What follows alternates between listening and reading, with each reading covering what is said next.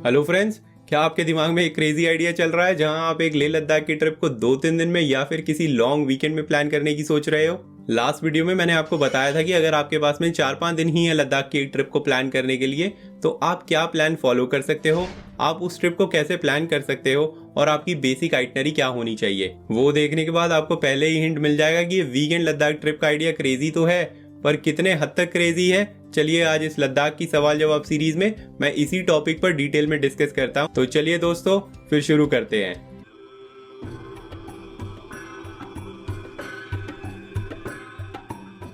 Hello, नमस्ते और जुले। अगर आप इस चैनल पर नए हैं तो मेरा नाम धीरज है और मैं एक ट्रैवल ब्लॉग devilonwheels.com चलाता हूँ। अब बात करते हैं कि एक लेह लद्दाख का ट्रिप वीकेंड पर या फिर 2-3 दिन की छुट्टियों में प्लान करा जा सकता है या फिर नहीं। तो पहले मैं आपको इसका सबसे छोटा आंसर दे देता हूं और वो है हाँ, आप जरूर एक लेह लद्दाख का ट्रिप प्लान कर सकते हो एक किसी लॉन्ग वीकेंड पर या फिर 2-3 दिन की छुट्टियों में। पर ऐसा लद्दाख का ट्रिप प्लान करने का कोई सेंस है या नहीं? उसका आंसर एटलीस्ट मेरे ओपिनियन में तो है नहीं। ऐसा ट्रिप प्लान करने का कोई सेंस नहीं है। आपने इसी सवाल जवाब सीरीज के दूसरे एपिसोड में देखा होगा कि अगर आपको लद्दाख का एक रोड ट्रिप प्लान करना है तो आपको कम से कम 8 दिन चाहिए सिर्फ दिल्ली से लेह जाने के लिए और वापस आने के लिए। और इसमें अभी मैंने कोई भी लद्दाख की साइट सीइंग को ऐड नहीं करा है। इसका मतलब है कि अगर आपको एक लॉन्ग वीकेंड पर या फिर 2-3 दिन की छुट्टियों में लद्दाख का ट्रिप प्लान करना है तो आपके पास सिर्फ एक ही रास्ता है लेह तक फ्लाइट से जाने का। पर अगर आप फ्लाइट से लेह ट्रैवल करते हो तो आपको ये समझना होगा कि आप सिर्फ 2 ही घंटे में कुछ 100 फीट या फिर सी लेवल वाली किसी सिटी से सीधा का सीधा 11,400 फीट के ऑल्टीट्यूड पर पहुंच जाओगे। इतने हाई ऑल्टीट्यूड पर आपकी बॉडी को टाइम चाहिए एडजस्ट या फिर एक्लेमेटाइज होने के लिए। इसलिए आपको कम से कम 2 दिन लेह में ही रेस्ट करना होगा वहां फ्लाइट से पहुंचने के बाद। और हाँ, पहला दिन तो पूरे तरह से आराम करना होगा और साथ ही साथ अपनी बॉडी को अच्छे से हाइड्रेटेड भी रखना होगा। इसलिए लेह पहुंचने के बाद आप लिक्विड ड्रिंक्स जैसे कि juices, ice tea, Glucon D, ORS solution, इस तरह के ड्रिंक्स को पीते रहें। और हाँ, वैसे बियर और बाकी बूज भी लिक्विड ड्रिंक्स ही होती हैं, पर अगर आपको अपनी तबीयत को सही रखना है लद्दाख में तो प्लीज आप किसी भी तरह के अल्कोहलिक ड्रिंक या फिर बूज से बहुत बहुत दूर रहें।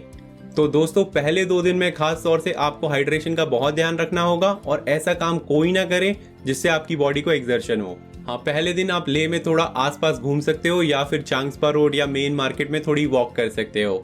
इस तरह से रेस्ट करने से आप अपनी बॉडी को हाई ऑल्टीट्यूड के लिए एडजस्ट या एक्लेमेटाइज करेंगे और इससे आपको AMS यानी एक्यूट माउंटेन सिकनेस होने के चांसेस कम हो जाएंगे।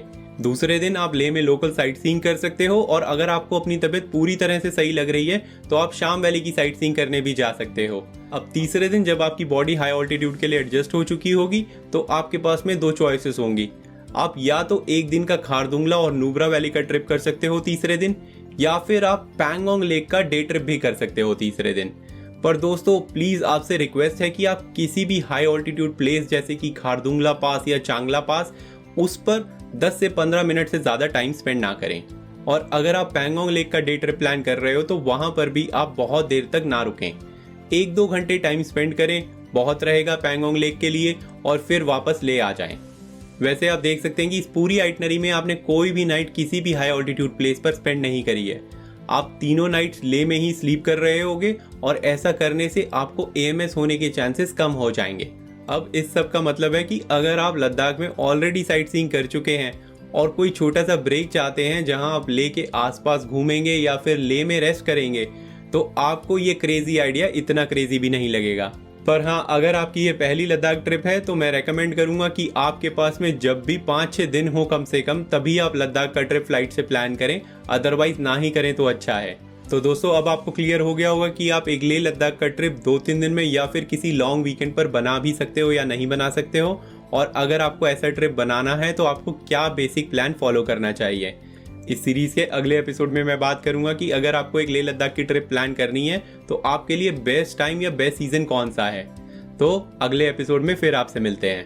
अब एंड में अगर आपको ये वीडियो पसंद आया या फिर हेल्पफुल लगा तो प्लीज इस वीडियो को लाइक करें और मेरे चैनल को सब्सक्राइब करें। और हाँ, अगर आपको अपनी लद्दाख, स्पीति या किसी और हिमालयन ट्रिप को प्लान करने के लिए कोई हेल्प चाहिए या फिर आपका कोई क्वेश्चन है तो प्लीज कमेंट सेक्शन को यूज करना ना भूलें। मैं आपकी हेल्प जल्द से जल्द करने की कोशिश करूंगा। तब तक के लिए दोस्तों, जुले और प्लीज हिमालयस को क्लीन रखने में अपना पार्ट जरूर प्ले करें।